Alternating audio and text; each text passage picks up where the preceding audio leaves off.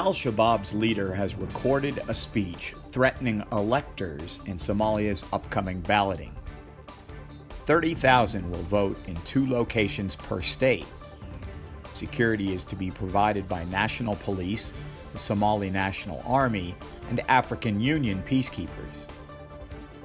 Ahmed Umar Abu Ubaida recorded the speech, and there were no indications of where or when. He did mention an Al-Shabaab attack in Bosaso in March and the aborted term extension the Somali legislature made in April. In the recording, the terror group leader says to the chosen voters, "They, the government, will not be guaranteeing your safety." He indicates that Al-Shabaab is against the whole election process.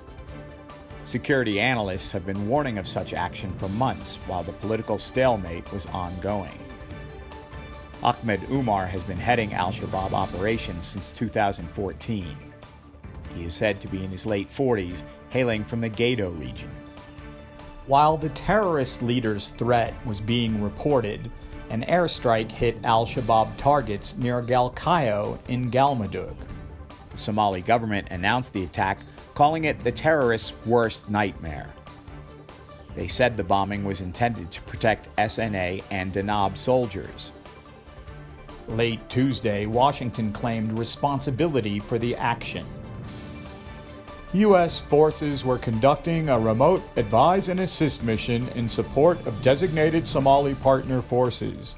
There were no U.S. forces accompanying Somali forces during this operation.